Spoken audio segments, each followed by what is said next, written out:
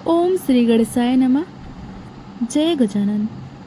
फाल्गुन मास वह मास जब सृष्टि में वसंत की सुगंध घुल जाती है, वृक्षों पर नव पल्लव आते हैं, हवा में माधुर्य भर जाता है और देवताओं की चेतना भी पृथ्वी की ओर समीप आ जाती है। इसी फाल्गुन मास की कृष्ण पक्ष की चतुर्थी को आती है संकष्टी गणेश चतुर्थी। यह केवल एक व्रत नहीं, यह संकटों से मुक्ति का दिव्य द्वार है। यह वह तिथि है जब स्वयं विघ्नहर्ता गणपति अपने भक्तों की परीक्षा भी लेते हैं और कृपा भी बरसाते हैं। आज हम सुनेंगे एक ऐसी कथा जो केवल चमत्कार नहीं बल्कि जीवन का गुण ज्ञान सिखाती है। एक ऐसी कथा जिसमें अहंकार टूटता है, भक्ति निखरती है और गणेश कृपा साक्षात प्रकट होती है। संकष्टी शब्द का अर्थ है संकट से मुक्ति। जो भक्त संकष्टी गणेश चतुर्थी के दिन भर उपवास रखकर चंद्र दर्शन के बाद गणपति पूजन करता है, उसके जीवन के दृश्य और अदृश्य दोनों प्रकार के संकट धीरे धीरे नष्ट होने लगते हैं। विशेषकर फाल्गुन मास की संकष्टी, जिसे फाल्गुन संकष्टी कहा जाता है, अत्यंत फलदायी मानी गई है। बहुत प्राचीन काल की बात है। हिमालय की तलहटी में चंद्रकेतु नाम का एक नगर था। वह नगर बाहरी रूप से समृद्ध और शांत प्रतीत होता था, किंतु भीतर ही भीतर अशांति की आग झुलस रही थी। उस नगर का राजा था राजा धर्मकेतु। राजा धर्मकेतु न्यायप्रिय, शास्त्रज्ञ और परंतु भीतर से अत्यंत अहंकारी था। उसे अपने ज्ञान पर गर्व था, उसे अपनी तपस्या पर गर्व था और सबसे अधिक उसे लगता था कि देवता भी उसके नियमों से बंधे हैं। राजा धर्मकेतु प्रत्येक यज्ञ में अपने नाम का उच्चारण पहले करवाता और देवताओं का बाद में। वह कहता, मैंने तब से राज्य पाया है, देवता तो केवल साक्षी हैं। राज्य में कोई उसे चुनौती नहीं देता था, किंतु अहंकार का नियम यही है, जब वह बढ़ता है तो गिरावट की भूमिका स्वयं लिखता है। एक वर्ष फाल्गुन मास की संकष्टी गणेश चतुर्थी आई। राज पुरोहित ने राजा से निवेदन किया, महाराज, आज संकष्टी चतुर्थी है, आज व्रत और गणेश पूजन अवश्य करें। राजा हंसा। उसने कहा, गणेश विघ्नहर्ता, मेरे राज्य में कौन सा विघ्न है। उसने व्रत का उपहास किया और चतुर्थी के दिन भोजन, मदिरा और संगीत में समय बिताया। उसी रात चंद्रोदय से पहले राजा के जीवन में पहला संकट आया। अचानक राजमहल की दीप शिखाएं अपने आप बुझने लगी। आकाश में चंद्रमा बादलों में छिप गया, हवा भारी हो गई और महल के द्वार अपने आप बंद हो गए। राजा भयभीत हुआ, परंतु उसका अहंकार अब भी जीवित था। उसने कहा, यह सब माया जाल है। उसी क्षण एक अदृश्य वाणी गूंजी, जब विघ्नहर्ता को भूलोगे तो विघ्न स्वयं तुम्हें ढूंढ लेगा। जिस रात राजा धर्मकेतु ने संकष्टी चतुर्थी का अपमान किया था, उसी रात नगर चंद्रकेतु में अजीब अजीब घटनाएं होने लगी। घरों में रखे दीपक बिना हवा के बुझने लगे, बच्चे नींद में चिल्लाने लगे, पशु व्याकुल होकर इधर उधर दौड़ने लगे। नगरवासी भयभीत हो गए। राजा ने सेनापति को बुलाया। सेनापति बोला, महाराज, यह कोई सामान्य घटना नहीं, यह देवकोप का संकेत है। राजा क्रोधित हुआ। राजा, मैं हूं या देवता, उसने गर्जना की। उसी नगर में एक निर्धन परंतु श्रद्धावान स्त्री रहती थी। उसका नाम था सुभा। सुभा के पास धन नहीं था, परंतु विश्वास की कोई कमी नहीं थी। हर संकष्टी चतुर्थी को वह दिन भर उपवास रखती, मिट्टी के दीपक में घी की बत्ती जलाती और चंद्र दर्शन के बाद गणपति का स्मरण करती। उस दिन भी फाल्गुन संकष्टी थी, जब नगर भय में डूबा था। सुबह शांत थी। उसने कहा, जहाँ गणपति हैं वहाँ भय नहीं टिक सकता। जैसे ही सुबह ने चंद्रमा की प्रतीक्षा की, घने बादलों के बीच एक क्षण के लिए चंद्रमा प्रकाश प्रकट हुआ। उसी क्षण उसकी कुटिया के सामने मृदु प्रकाश फैल गया। सुबह ने नेत्र बंद किए और कहा, हे विघ्नहर्ता, यदि यह संकट आपके कारण है तो इसे हर लीजिए, और यदि यह परीक्षा है तो मुझे सहन शक्ति दीजिए। तभी उसने अनुभव किया जैसे किसी ने उसके सिर पर करुणा से हाथ रखा हो। सुबह को स्वप्न सा अनुभव हुआ। उसने देखा एक छोटा सा बालक, हाथी मुख वाला, परंतु नेत्रों में अनंत करुणा। बालक बोला, सुबह, तुमने संकट में भी मुझे नहीं भुलाया, इसलिए नगर का कल्याण तुम्हारी भक्ति से होगा। उसी रात राजा धर्मकेतु भयानक स्वप्न से जागा। उसने देखा उसका सिंहासन धीरे धीरे टूटकर बिखर रहा है और सिंहासन के नीचे एक विशाल मूषक सब कुछ कुतर रहा है।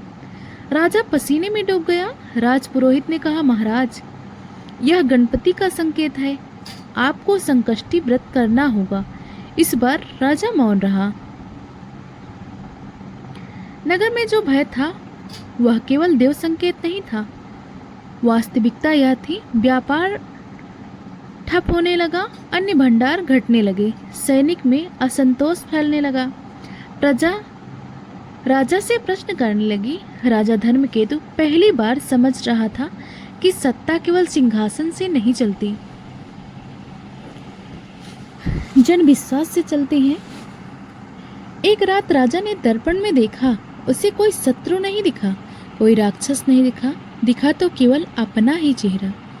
उसने धीमे स्वर में कहा, यदि देवता मुझसे रूठे हैं तो शायद दोष मेरे भीतर है। यह पहला क्षण था जब अहंकार दरकने लगा। उधर सुबह का जीवन भी आसान नहीं था। वह अकेली थी। पति वर्षों पहले रोग से चल बसे थे। उस दिन उसके घर में केवल मुट्ठी भर चावल थे, फिर भी उसने उपवास नहीं तोड़ा। उसने कहा, भूख शरीर की है, श्रद्धा आत्मा की। यह कोई चमत्कार नहीं था, यह कठोर यथार्थ में लिया गया निर्णय था।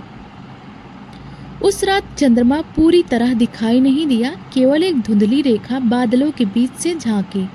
सुबह ने हाथ जोड़े, कोई प्रकाश नहीं फूटा, कोई आकाशवाणी नहीं हुई। फिर भी उनके भीतर एक शांति उतर आई। यही था सच्चा फल। गणपति यहाँ मूर्ति नहीं, विवेक बनकर प्रकट हुए। राजा को नींद नहीं आई। उसने आदेश दिया, कल से कर कम किया जाएगा, अन्य भंडार प्रजा के लिए खोले जाएंगे। यह कोई चमत्कार नहीं था, यह बुद्धि का जागरण था। कुछ दिनों में नगर में भय कम हुआ, व्यापार धीरे धीरे चला, प्रजा का विश्वास लौटा। राजा समझ चुका था, विघ्न बाहर नहीं भीतर होते हैं, और सुबह समझ चुकी थी, भगवान दुख हटाने नहीं, दुख सहने की शक्ति देने आते हैं। राजा धर्मकेतु ने जब कर घटाने और अन्य भंडार खोलने का आदेश दिया तो प्रजा को राहत तो मिली, पर विश्वास पूरी तरह नहीं लौटा। कारण साफ था, घाव पुराने थे। प्रजा सोचती थी, आज दया आई है, कल फिर अहंकार लौट आया तो क्या होगा। राजा यह सब महल की खिड़की से देख रहा था। उसने पहली बार समझा, डर से शासित राज्य कभी स्थिर नहीं रहता। एक दिन राजपुरोहित ने राजा से कहा, महाराज, नगर में एक साधारण स्त्री है सुभा, जिसकी भक्ति ने इस संकट में भी धैर्य नहीं छोड़ा। राजा ने कहा, उसे दरबार में बुलाओ। पर सुभा ने उत्तर भिजवाया, मैं दरबार में नहीं आ सकती। यदि राजा को आना हो तो मेरी कुटिया खुली है। दरबार सन्न रह गया। राजा कुछ पल मौन रहा, फिर बोला, मैं चलूँगा। सुबह की कुटिया मिट्टी की थी, छत से थोड़ा पानी टपकता था, कोई वैभव नहीं। राजा अंदर आया। वहाँ ना सोना था ना चांदी, केवल एक छोटी सी गणेश प्रतिमा और एक बुझा हुआ दीपक। राजा ने पूछा, तुमने संकट में कुछ मांगा क्यों नहीं? सुबह बोली, क्योंकि जो मांगने जाता है वह स्वयं को कमजोर मानकर जाता है। मैं तो समझाने गई थी। राजा की आवाज़ भारी हो गई। उसने कहा, मैंने पूजा की, यज्ञ किए, पर भीतर खाली रहा। तुम्हारे पास कुछ नहीं, फिर भी तुम स्थिर कैसे हो? सुबह बोली, क्योंकि मैंने भगवान को अपने पक्ष में करने की कोशिश नहीं की, मैंने खुद को सत्य के पक्ष में किया। यही वाक्य राजा के भीतर कुछ तोड़ गया। सुबह ने कहा, महाराज, संकष्टी व्रत केवल उपवास नहीं, उसमें धीरे धीरे बताया, दिन भर भूखे रहना शरीर को नहीं, इच्छाओं को शांत करने का अभ्यास है। चंद्र दर्शन प्रतीक्षा सिखाता है। गणपति स्मरण समस्या नहीं, दृष्टि बदलता है। राजा ध्यान से सुन रहा था। यह उपदेश नहीं था, यह अनुभव से निकला सत्य था। सुबह बोली, चंद्रमा पर कलंक की कथा हमें यह सिखाती है कि निर्दोष भी संदेह से नहीं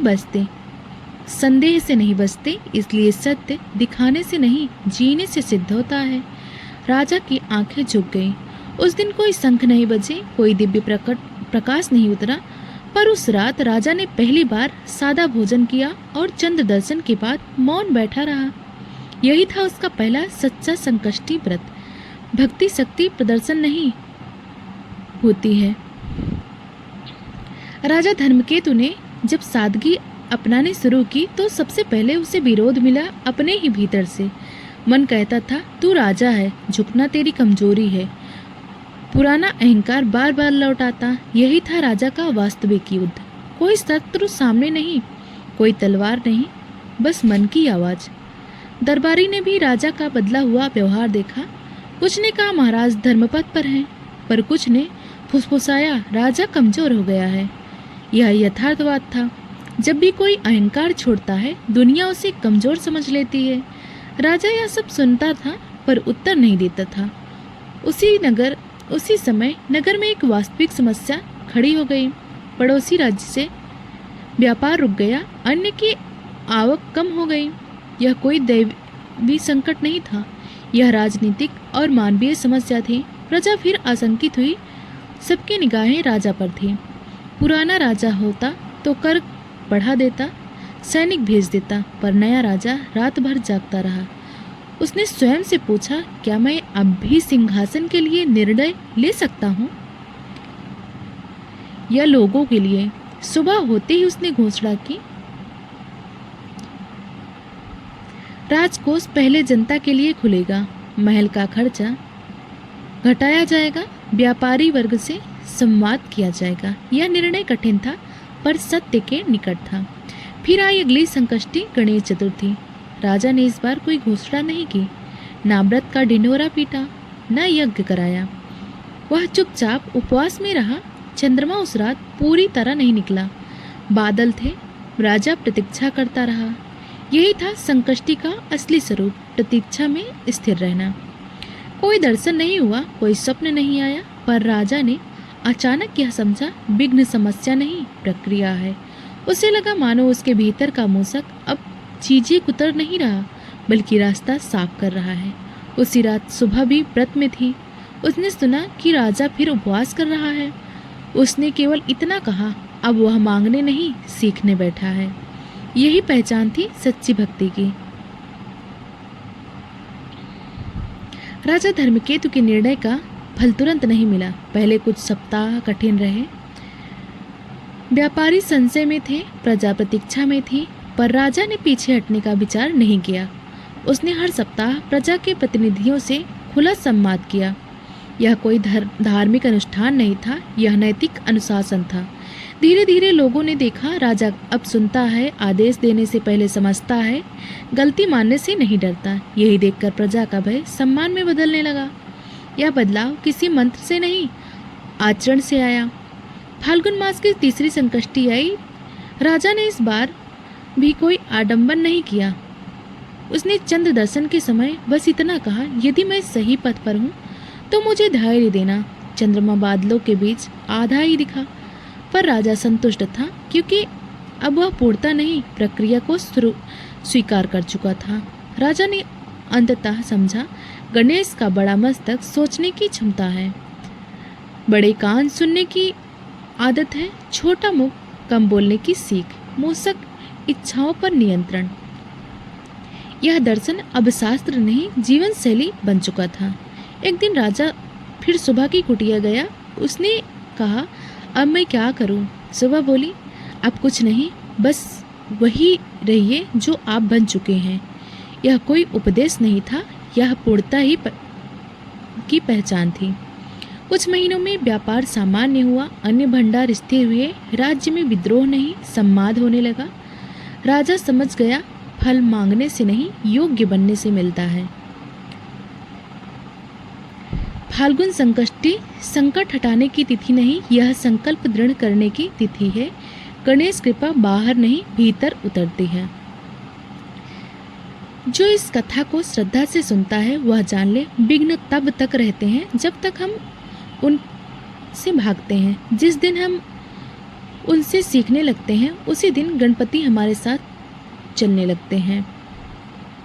यदि यह कथा आपके मन को छू गई हो, यदि इसमें कही गई सच्चाई आपको अपने जीवन से जुड़ने लगे तो इस वीडियो को लाइक ज़रूर करें। ऐसे ही ज्ञानवर्धक और यथार्थ से जुड़ी धार्मिक कथाएं सुनने के लिए हमारे चैनल को सब्सक्राइब करें और यह कथा अपने परिवार व मित्रों के साथ शेयर करें। ओम गण गणपतये नमः।